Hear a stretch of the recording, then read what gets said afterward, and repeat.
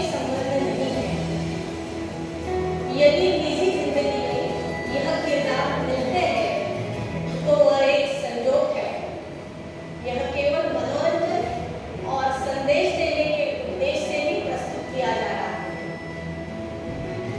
उपस्थित समस्त देवियों और सज्जनों को हमारा सादर नमस्कार। एनपीसी के सौजन्य से आप सभी के सामने एनपीसीआर मुख्यालय मुंबई के कलाकार लेके आए हैं एक छोटी सी लघु नाटिका जिसका शीर्षक है सूरज डूब गया।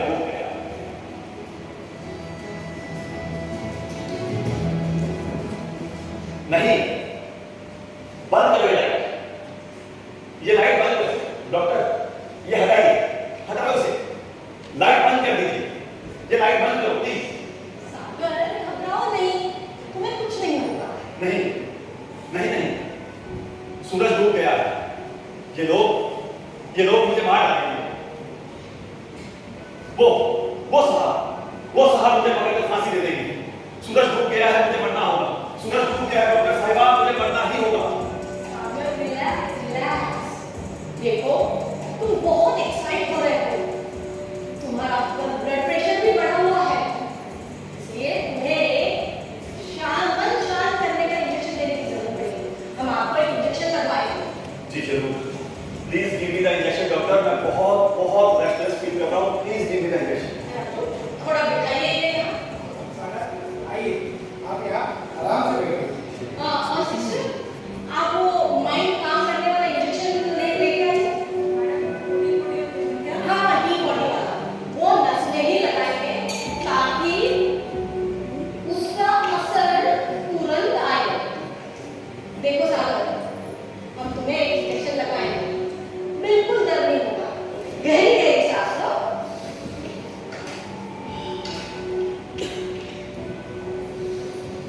राजू, हाथ पकड़ना, अपने नस देखनी चाहिए। हाँ। Very good.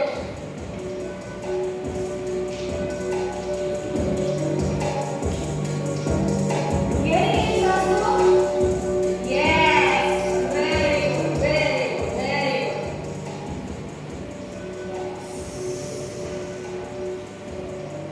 सिस्टर,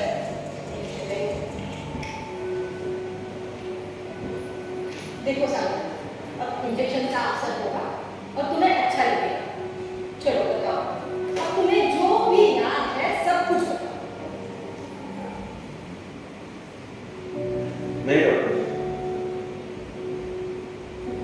मुझे कुछ याद नहीं आ रहा। क्या सागर, आप पानी पीना चाहोगे? जी पानी पिलाइए। Oh my God.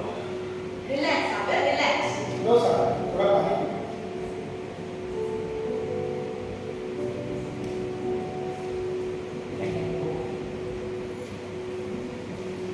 यस, अब आपको अच्छा लग रहा है? Feeling better? थोड़ा देर।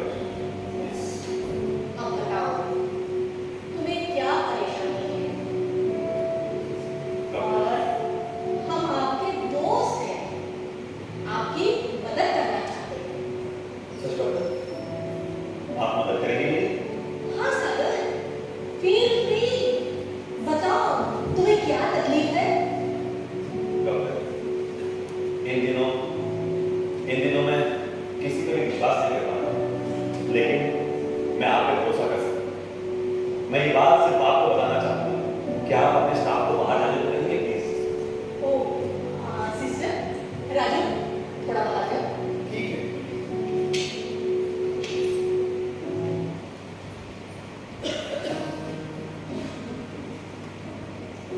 देखो सागर, अब यहाँ कोई नहीं है, अब खुल के बताओ कि तुम्हें क्या तकलीफ है, क्या हुआ है, बताओ सागर।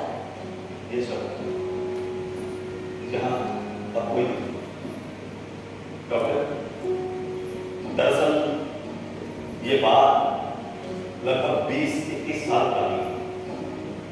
लगभग 21 साल पहले एक गरीब घर में एक नन्हे बालक का जन्म हुआ।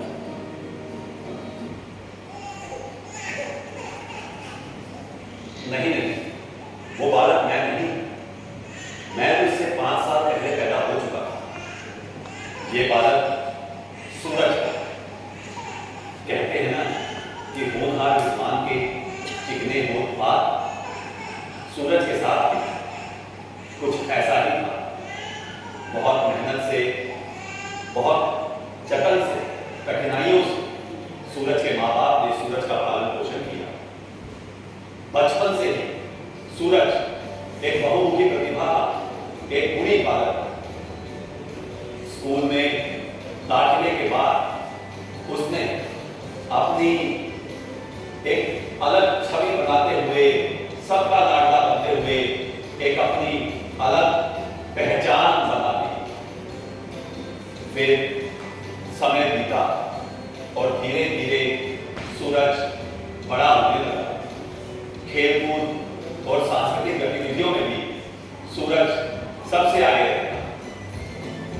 इस बात को साबित करते हुए सूरज ने 10वीं की परीक्षा में पूरे जिले में अव्वल स्थान प्राप्त किया।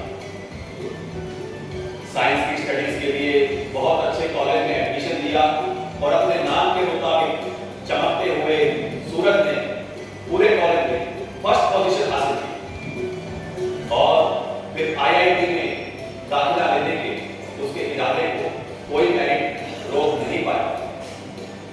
वहां भी अपनी अलग पहचान बनाते हुए सूरज सबकी आंखों का तारा बनने लगा और नौकरी में प्लेसमेंट के लिए उसे बहुत से ऑफर आने लगे। लेकिन सूरज अपने देश में ही रहकर अपने देश के लिए कुछ करना चाहता था। इसलिए आईआईटी से बीटेक करने के बाद उसने एक सरकारी विभाग में नौकरी के लिए आवेदन किया। हजारों कैंडिडेट्स में से केवल रिटन एग्जाम में 50 कैंडिडेट्स का सिलेक्शन हुआ और सूरज 5 टॉपर्स में से एक था। उस डिपार्टमेंट में केवल 5 वैकेंसीज थी और सूरज को पूरा विश्वास था कि उसका सिलेक्शन हो जाएगा, लेकिन उसका सिलेक्शन नहीं हुआ। वो ये सदमा बर्दाश्त नहीं कर पाया और उसने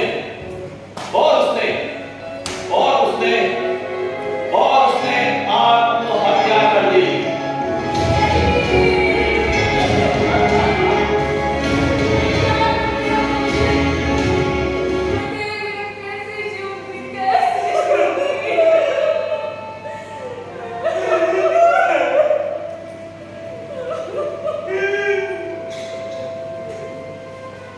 और उसने आत्महत्या कर ली। वो मर गया। एक चमकता हुआ सूरज डूब गया। डॉक्टर साहिबा, एक चमकता हुआ सूरज डूब गया। रिलैक्स सागर। देखो, पर मुझे ये समझ नहीं आ रहा है कि वो सूरज वो तुम्हारा कौन था? वो तुम्हारा दोस्त था, वो तुम्हारा मित्र था, या कौन था वो तुम्हारा? नहीं डॉक्टर साहिबा, ना तो वो मेरा भाई था, ना वो मेरा दोस्त था, कोई नहीं था वो मेरा। तो फिर इसके मौत का इतना बड़ा सदमा तुम्हें क्यों सागर? क्योंकि डॉक्टर, मैं उसी डिपार्टमेंट के एडमिन डिवीजन में एक एडमिन ऑफिसर हूँ। तो फिर इसमें इतना परेशान होने वाली क्या बात है? डॉक्टर, हमारे डिपार्टमेंट के सीनियर ऑफिसर्स ने बहुत सारे पैसे लेकर के उन 5 कैंडिडेट्स का सिलेक्शन किया और सूरज को जानबूझकर फेल कर दिया। सो रबिश। पर सूरज ने हिम्मत नहीं हारनी चाहिए थी। उसे पता रहना चाहिए था कि ये कोई आखिरी मौका नहीं है उसके लिए, और परिस्थिति से हार मानकर सुसाइड कर लेना ये कोई समस्या का हल तो नहीं होता है। उसको और नहीं रोक दिया गया सूरज को। आप सही कह रहे हैं। परिस्थितियों से हार मान करके सुसाइड कर लेना किसी समस्या का हल नहीं हो सकता। लेकिन सूरज लाचार हो गया। उसके पास कोई चारा नहीं बचा, क्योंकि उसे पता चल गया था कि वो एक बहुत बड़ी साजिश का शिकार हो चुका है डॉक्टर, बहुत बड़ी साजिश का। पर कैसे?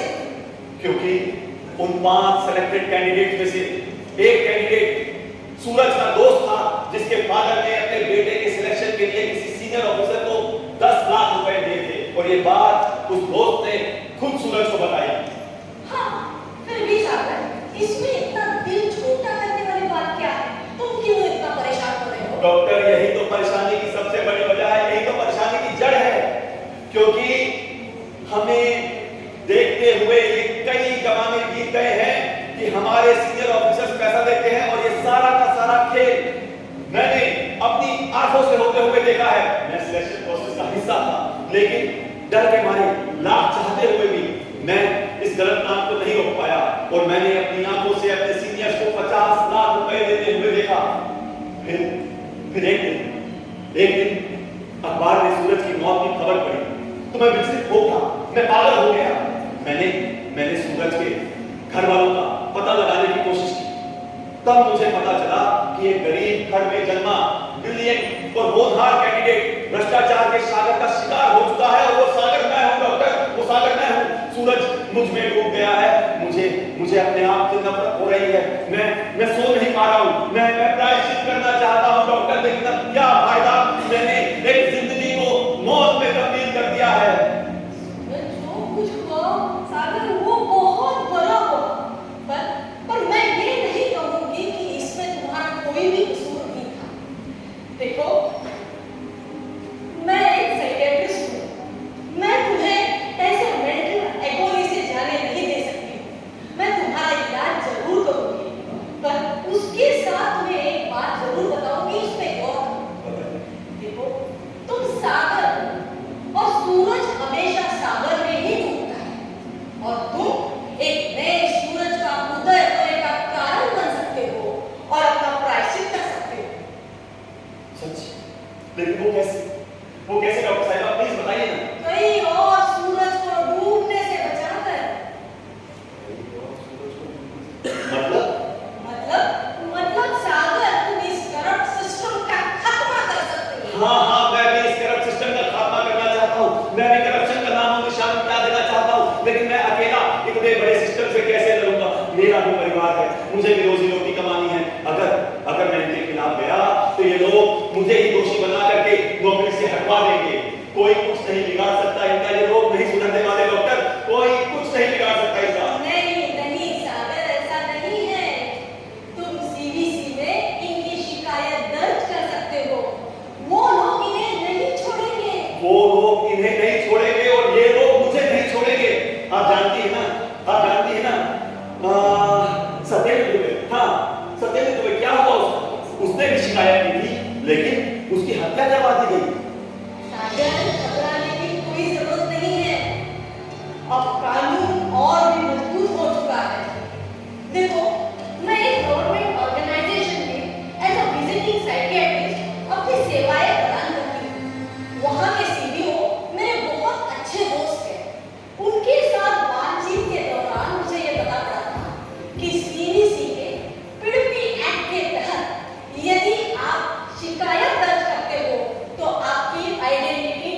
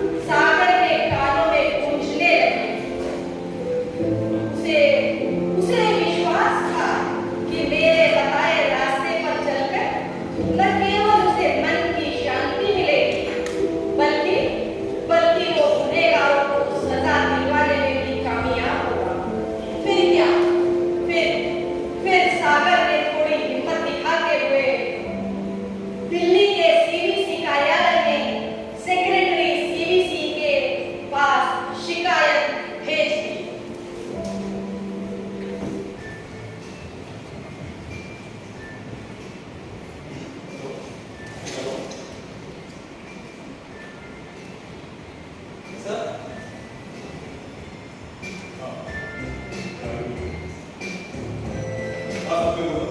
सर पीडीपी के तहत एक और शिकायत आई है। और एक पीडीपी कंप्लेंट, वेरी गुड। कहाँ से आई है, किसने भेजी है? सर भोपाल से किसी सागर नाम के आपने भेजी है। सबसे पहले उसके नाम का पर्चा पाठ कर इसका हल करो, ताकि गलती से भी शिकायत करने वाले का नाम पे रहना चाहिए। बिल्कुल सही कहा सर आपने। पीडीपी का यही तो उद्देश्य है कि शिकायत करने वाले का नाम हमेशा गोपनीय रखा जाता है। और बताओ।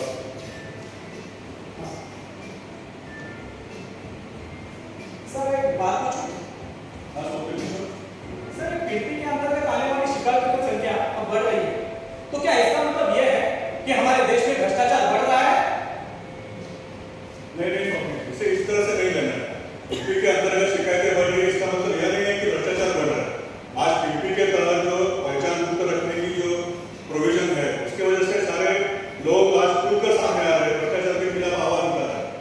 और हमें इस बात की खुशी होनी चाहिए कि अपने देश से भ्रष्टाचार का निपटारा करने की शुरुआत नहीं हो चुकी है। हमारे आदरणीय प्रधानमंत्री जी कहते हैं ना कि we have zero tolerance towards corruption, और देखना भारत देश से भ्रष्टाचार निपट के रहेगा। बिल्कुल सही कहा सर। आज हम लोग शिकायत करने के लिए डरते थे, लेकिन जब से ये पीडीपी का सहारा मिला है, लोग आज खुलकर शिकायत कर रहे हैं। और इससे उनको जो मन में डर था कि अगर हम लोग शिकायत करेंगे तो मेरे को या मेरे घर वाले को ये लोग नुकसान पहुंचाएंगे, लेकिन अब पीडीपी एक्ट इतना मजबूत हुआ है कि लोग खुलकर शिकायत कर रहे हैं और उनको ये पता है कि गुनहगारों को सजा जरूर मिलेगी। राइट मनोज, एक बात तो समझ लो स्वप्निल, इतनी ज्यादा पीपी शिकायतें आएंगी, उतना जल्दी भ्रष्टाचारियों के करप्ट सिस्टम का खात्मा होगा, वो भी अंदर से। और ये पीपी एक्ट ने ये भी सुनिश्चित किया है कि इसके आगे कोई सत्येंद्र दुबे या शनमुगम मंजुला जैसी अप्रिय घटनाएं नहीं घटी। अच्छा मनोज, वो शिकायत में क्या लिखा है? हाँ सर, इसमें इन्होंने एक रिक्रूटमेंट स्कैम के बारे में जिक्र किया है और एक डिजर्व कैंडिडेट का आत्महत्या का भी मामला है। सर बहुत गंभीर है ये। Let me see. Now, how to go about it, sir? It's okay. Let's try to figure out that organization. ये पीपी कंप्लेंट है, ये बताया कि पीपी के अंतर्गत प्राइवेट की पूरी जांच होके उनकी इन्वेस्टिगेशन रिपोर्ट हमें पहुंचनी चाहिए और आपने फोल्डर में भी डाल दीजिए, सो दैट उनको डिजिटल कॉपी जल्द से जल्द मिले और उस पर तुरंत एक्शन हो। फिर चंद हफ्तों के बाद गुड आफ्टरनून सर। हाँ मनोज, सर वो रिक्रूटमेंट स्कैम वाला जो केस बना, हाँ वो कैंडिडेट की जो आत्महत्या की केस, हाँ उसकी इन्वेस्टिगेशन रिपोर्ट आ गई है।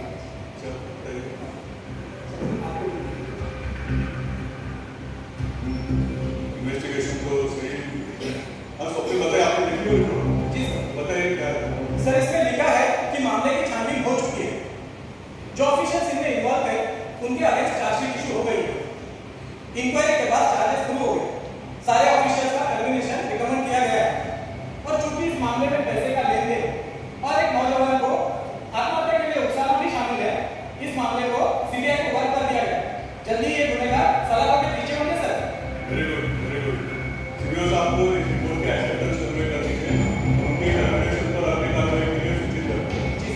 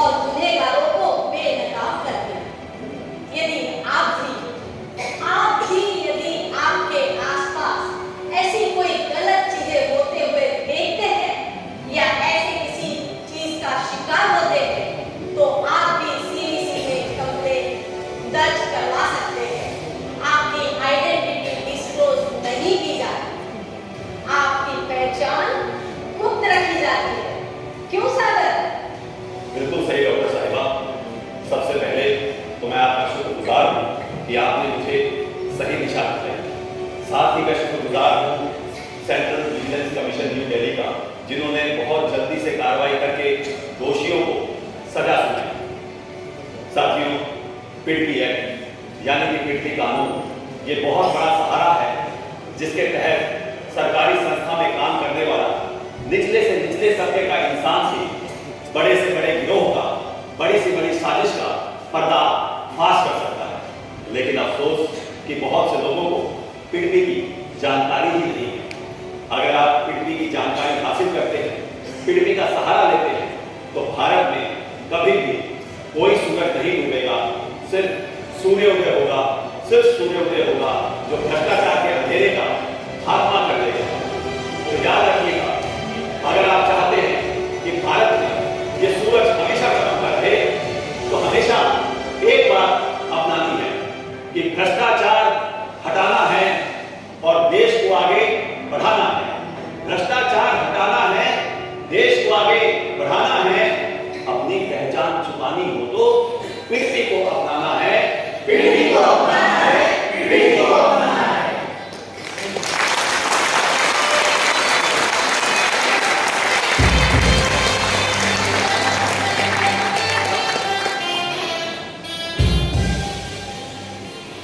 बहुत शुक्रिया। सर्वप्रथम हम आभार व्यक्त करते हैं परमाणु ऊर्जा विभाग का, जिन्होंने हमें ये मंच, ये अवसर दिया। तमाम वरिष्ठ अधिकारीगण, आदरणीय श्री सुरेश साहब, एडिशनल सेक्रेटरी साहब स्वयं विराजमान है, सर ये हमारे सौभाग्य की बात है। और सभी वरिष्ठ अधिकारीगण और अंतिम पंक्ति तक यहाँ विराजमान समस्त देवी और सज्जनों के प्रति हम आभार व्यक्त करते हैं कि आपने हमें ये अवसर दिया और बहुत गंभीरता से, बहुत धीरज से, बहुत शांत मन से आपने हमारे इन श्लोकों को, इन वचनों को, इन डायलॉग्स को सुना और शायद ये संदेश आप तक पहुंचा हो। बस 1 या 2 मिनट आपके हम बोल लेंगे। मैं पात्रों का परिचय शायद मैडम भी यही कराना चाह रही होंगी, लेकिन मैडम हम करा देते हैं अपने अंदाज से, आपका काम आसान हो जाएगा अगर आप कर देते हैं। जी बहुत शुक्रिया जी। तो आप देख रहे थे कि सेक्रेटरी सीबीसी, हमारे बहुत सीनियर ऑफिसर जो रोल प्ले कर रहे थे, वो वास्तव में हमारे एनपीसीएल हेडक्वार्टर में विजिलेंस डिपार्टमेंट के एक बहुत सीनियर ऑफिसर हैं, श्री आप एडिशनल जनरल मैनेजर हैं एनपीसीएल हेडक्वार्टर में और स्वयं आप विजिलेंस सेक्शन में। बहुत बहुत शुक्रिया सर। और इसके बाद आप उस तरफ देख रहे होंगे एक सुंदर वेशभूषा में सजी धजी नारी को, जिसे आपने मंच पे नहीं देखा, लेकिन वही एक कारण थी कि हमारा एक भी डायलॉग कम नहीं हुआ, भूला नहीं, चूका नहीं, क्योंकि she was prompting us from there, Savita Pardeshi ji. और उसके पीछे खड़े हैं हमारे सीनियर ऑफिशियल्स सीबीसी के, जी हाँ, एनपीसीएल हेडक्वार्टर से स्वप्निल गर्दे जी, उनके पीछे है श्री मनोज बेरदे जी, और इधर जो है फीमेल नर्स की भूमिका में निभा रही थी आदरणीय सुनीता दावड़े जी। और हम इस तरह को लेते हैं मेल नर्स में एक नया चेहरा, एक यंग बॉय मिस्टर समीर शेराज। और फिर जो बच्चों के पिताजी का रोल निभा रहे थे हमारे वरिष्ठ कलाकार हैं, अच्छे गाते भी हैं, श्री अनिल खड़े। और बच्चों की जो माता जी थी वो आदरणीय अनुपमा भट्टर जी। और जो छोटा सा बच्चा हाथ में था वो कोई किरदार नहीं था, वो बुद्धा था। लेकिन उसके बाद जब सूरज स्कूल में दाखिल हुआ तो वो सूरज अग्रज महलोजी था, हमारे एकेडमिक एनर्जी सेंटर को 4 का स्टूडेंट। और इसके बाद जब सूरज बड़ा हुआ और आईआईटी की तैयारी करने लगा तो वो Ishan global atomic energy junior college का स्टूडेंट। और फिर आप देख रहे हैं कि हमारे पास अभी भी एक पहचान छुपी हुई है, उस पहचान को हम थोड़ी देर और रखते हैं। लेकिन I would definitely like to mention more about my technical team. मैं चाहता हूं कि हमारे दीपक शिरोडकर जी, जिन्होंने पूरी ये मंच की व्यवस्था की है, टेक्निकल टीम का लाइट और साउंड पे थे श्री मुरली कृष्णा जी और श्री सतीश डीवीएन। और ये म्यूजिक शानदार आप देखते रहे हैं, अभी भी बज रहा है। ये म्यूजिक कंपोज किया था हमारे atomic energy central school number 2 के म्यूजिक टीचर श्री सुधीर पालकर जी ने, उनका साथ में श्री टी रेखर जी। और इसके अलावा भी हमारे बीच में ये जो स्पॉट की फाइनल टीम है, ये बहुत बड़ी टीम है जो मेरविन डीजे किड्स में लाइट्स एंड साउंड से आई हुई है, उनके लिए भी जोरदार तालियां। हमारे यहाँ पर एक ऐसे सेलिब्रिटी साउंड प्रोवाइडर है जो बड़े-बड़े सेलिब्रिटीज को साउंड प्रोवाइड करते हैं। ये साउंड और लाइट सिस्टम आज आया है आशीष जी की तरफ से। आशीष जी का भी आभार।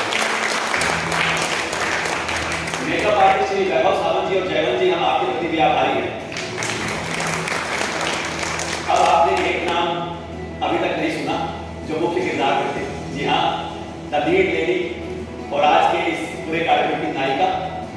ये नाम इसलिए शेष है क्योंकि ये नाम बहुत विशेष है। जी हाँ साथियों, जिन्हें आप साइकियाट्रिस्ट के रूप में देख रहे थे, वो वास्तव में बाय प्रोफेशन एक डॉक्टर हैं और हमारे एमपीसीएल हेडक्वार्टर में चीफ मेडिकल सुपरिटेंडेंट के रूप में काम कर रहे हैं। और मुझ नाचीज को अपने परिचय की आवश्यकता नहीं है क्योंकि आपकी मोहब्बतें मुझे हमेशा मिलती रहती हैं। मेरा नाम अगर आप तक नहीं भी पहुंचता है तो भी कोई बात नहीं, लेकिन आपकी मोहब्बतें, आपका प्रेम पाने के लिए हम सभी आपके आभारी हैं। Thank you.